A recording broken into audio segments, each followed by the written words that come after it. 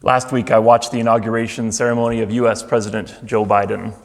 It was a very American affair, full of pomp and circumstance, some interesting style choices, and a grandiose and generous interpretation of America's role in the world. As you'd expect, President Biden's inauguration address was all about change. He named the challenges that are facing the country: pandemic, climate crisis, economic inequality, racial injustice, political extremism, and division. He pointed back to other great challenges of American history, reminding his fellow citizens that struggle and division are not new. He offered his vision for overcoming the present crisis: healing, unity, honesty, strength, unity, faith, and more unity. And he promised that America will stand, rebuild, come together, overcome, and above all, rise. USA, USA. Sorry.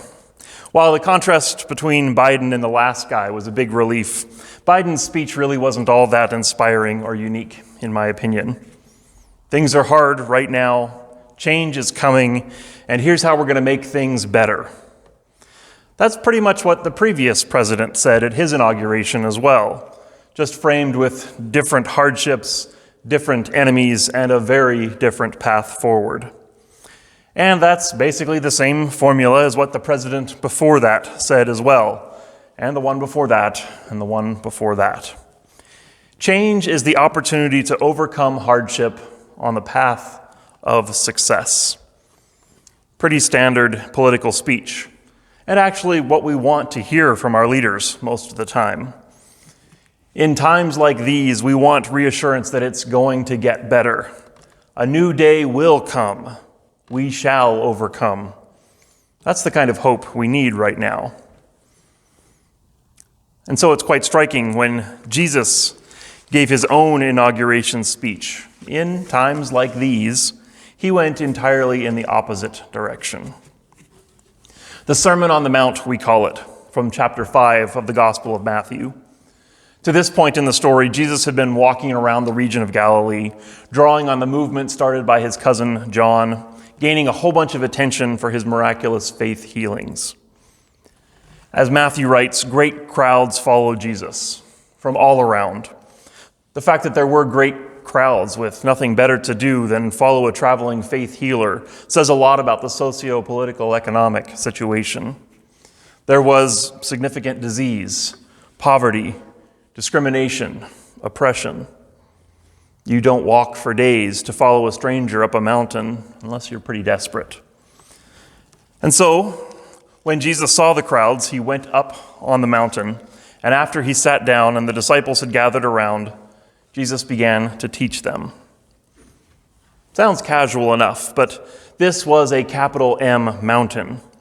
Jesus was following in the footsteps of Moses in the Exodus, the chosen one who went up the mountain and came down with the word of God, the word directly from God, from God's mouth. When Jesus went up the mountain and began to teach, this was the symbolism that this was a sacred moment, a turning point, an inauguration speech. Jesus was going to lay out the vision for his new regime. That's how it would have been received by those gathered to listen. And 40-ish years after that event, the audience to whom Matthew was writing his gospel would have understood it that way as well. It is commonly accepted that Matthew was writing for a community of Greek-speaking Jews living in Antioch, Syria, around the year 70 CE. As I explained a few weeks ago, this was a season of major change for the Jews, unwelcome change. A rebellion in the Jewish homeland of Judah had just been brutally crushed by the Romans. Jerusalem was destroyed. The temple was burned and ruined. This was devastating to the Jews spread across the Roman Empire. The Jews in Antioch would have had relatives and friends killed in the siege of Jerusalem. And in the aftermath, they would have been treated with suspicion at best, or outright hostility as potential rebels. The Romans didn't mess around with rebellious citizens. The Jews had lost their temple, the center of their religious and cultural identity. The Jewish followers of Jesus were beginning to see themselves as something different, but their community and their theology was brand new. It was fragile. They were still Jews, and the temple was still the house of God. And now all that was gone. As I said a few weeks ago, the writer of Matthew first reminded this audience that this was not the end, that the long history of God, the people of God, was filled with these kind of unexpected, unwanted crisis moments. And through it all, God was faithful in bringing a new way out of and beyond the old way.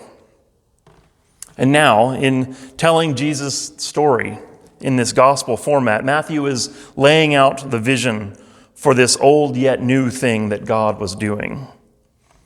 How do we deal with massive, unwanted, traumatic change? By following Jesus up the mountain.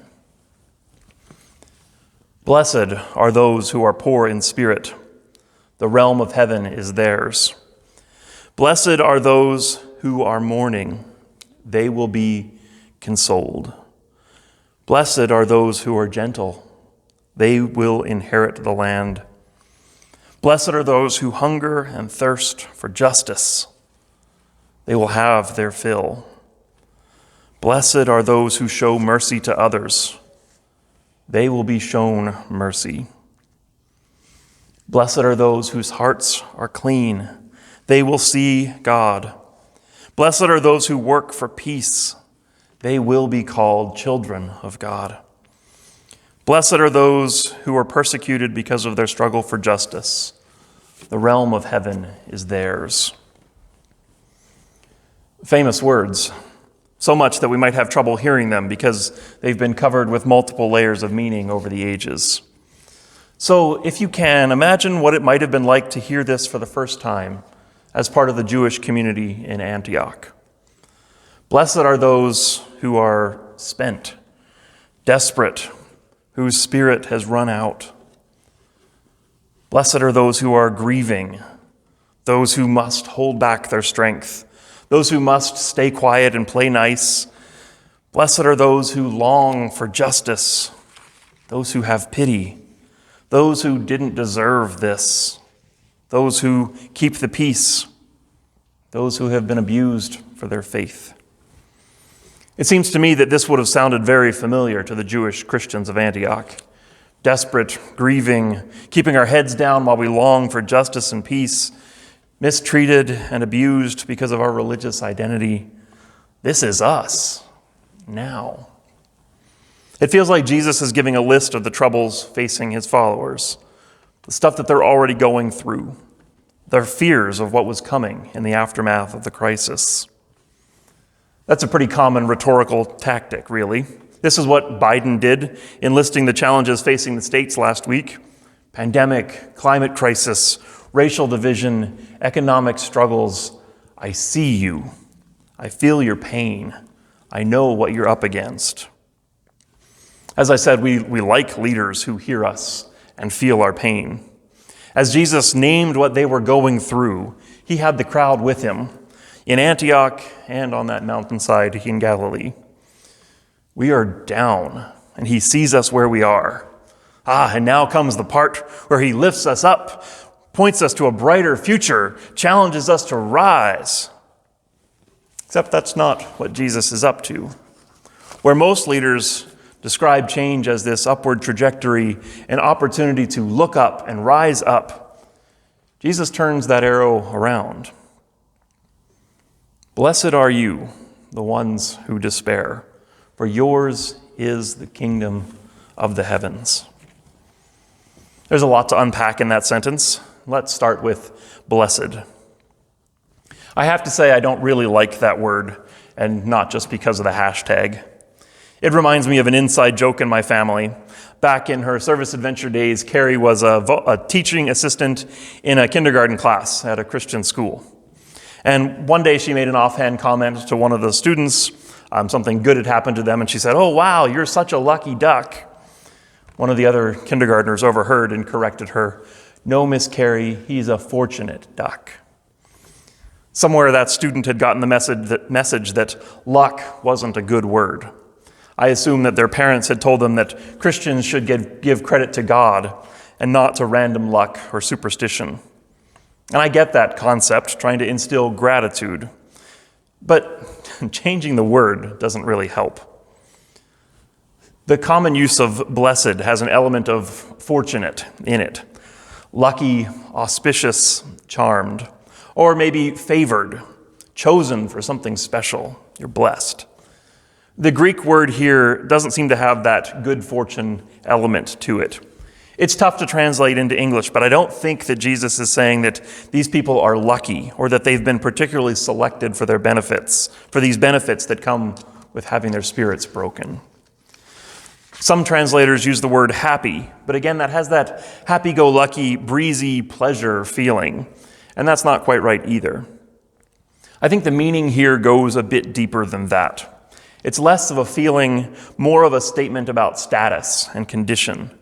You are sacred. You have God's attention and approval, not over or against anyone else, but just as you are.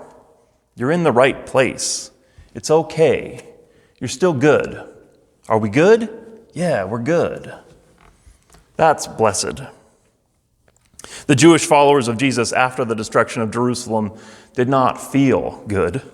They felt shaken, abandoned, punished, scared. This change had cost them a lot, even from a distance.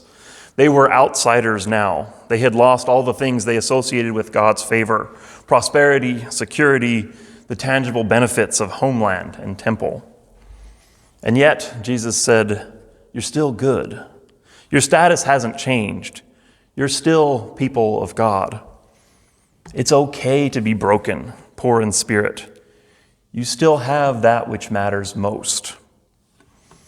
That which matters most in the Gospel of Matthew is named the kingdom of the heavens.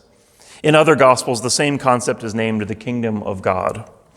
The inclusive Bible translation uses the word kingdom because God as ruler is not gendered like a king or queen, and because the idea of kinship captures the relational, tribal, family nature of the realm of God in a way that our modern political understanding of a kingdom or a nation does not. But don't miss that the first century Jews would definitely have understood this as a political reality, not just a spiritual one. They had just lost a literal kingdom to the conquering emperor. Their status politically in the Roman Empire was shaken. The security of their kingdom citizenship had been lost. And to that, Jesus says, the true nation of God, what it is to be the people of God, that is still yours, even when your spirit is empty. The heart of that kingdom, what really matters, that remains. You still belong. You still have the true homeland. And not someday, but now, blessed are you. Yours is the kingdom. Already, now, even though you are poor in spirit, the heart of the kingdom is already yours. You people in the crowd, longing for healing, desperate for sustenance and security, dreaming of revolution and a better way, yours is the kingdom now. You Jews in Antioch, beaten down, grieving, afraid, numb from the suffering and death, you are blessed already. Here at the bottom, you are blessed. That's a pretty powerful invocation to remind people who are in crisis that God is with them where they are, that God is meeting them right there at the bottom. Imagine if that had been Biden's campaign speech. I see the challenges, I feel your pain, and let me tell you, you are blessed. You're good. Everything you really need, you already have. It would have taken a lot less time to count the votes if that had been the message from a presidential campaign. And yet, that is the way of Jesus. Not change as opportunity for success, but change as opportunity to embrace hardship, to find God with us at the bottom, because God is already here in the midst of what feels like defeat. Now, you particularly observant folks have already noticed that Jesus' speech does talk about a better future of comfort, of the security of the homeland, of nourishment, justice, mercy, assurance, even recognition and praise. Those are all in the future tense, the promises of what will come as they embrace this fresh understanding of the realm of God. There's a tension there, the already of the blessing and the future promise of comfort, nourishment, and reward. That's still different than a vote for me is a vote for a brighter tomorrow. The path Jesus offers is not rising above the hardship, but settling into it, finding good in it. To put it plainly, I don't think Jesus is promising the crowd on the mountainside that he would make their lives better. He's not offering to end their pain and give them security. He's telling them that as they walk through the hardships of their individual and collective lives, he will walk with them. God will walk with them. The Christ will be with them on the bottom. The writer of Matthew's gospel was not assuring the Jews in Antioch that God would end their struggle. If they endure a little longer, God would return them to the temple. God would give them back the homeland and the identity that they had lost. I think the assurance is that this is hard. Change is hard. Things might not get better in their lifetimes, but God is still with them there on the bottom. Even if the worst case scenario comes, they are not separated from God. Whether their lot in life changes or not, they will find the blessing of God. When you embrace the reign of God in the present, even at the bottom, this is what you will find: comfort, kindness, sustenance, meaning and purpose and belonging. Perhaps that's harder to believe than not to. But this isn't pie-in-the-sky religion. It's not magical thinking or superstition. The things that matter most, lives filled with meaning, purpose, and belonging, those are largely independent of the situation you find yourself in. Or so I've heard. I haven't been through much actual suffering in my life. #blessed. But this isn't my wisdom. You don't have to take my word for it. This is the wisdom of centuries of human experience, as proclaimed by generations of Christians and Jews and Muslims and Buddhists and Hindus and pagans and skeptics and mystics of all shapes and sizes. Most of it from people who have lived on the bottom, have lived in the worst this world has to offer. There is more to this life than what is happening to you and around you. There is always blessing, goodness, redemption for those who seek it. There is always meaning, purpose, and belonging. Enough. Even when you're at the bottom and powerless to change your circumstances. Blessed are those who suffer in their struggle for shalom.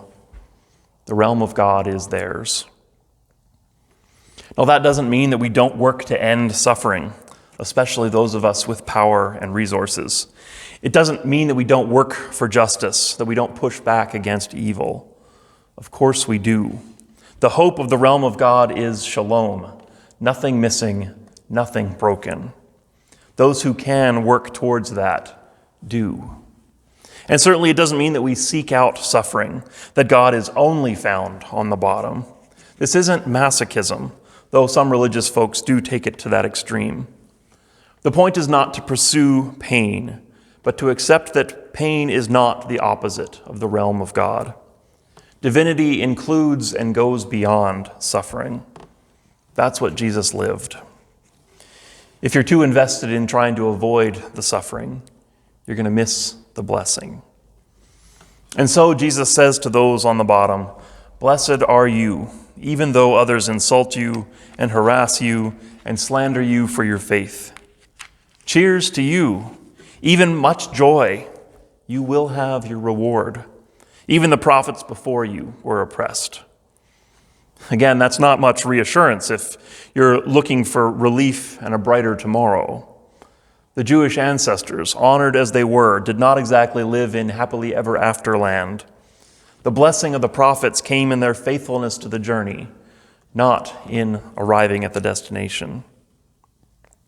And so Jesus ends this section of his speech with two famous metaphors, calling his followers to the day-to-day integrity of living as the people of God in the middle of the realities of life. You are the salt of the earth. You are the light of the world. Salt, seasoning, and light from a lamp. Both of these were a lot more difficult to come by back then than they are now.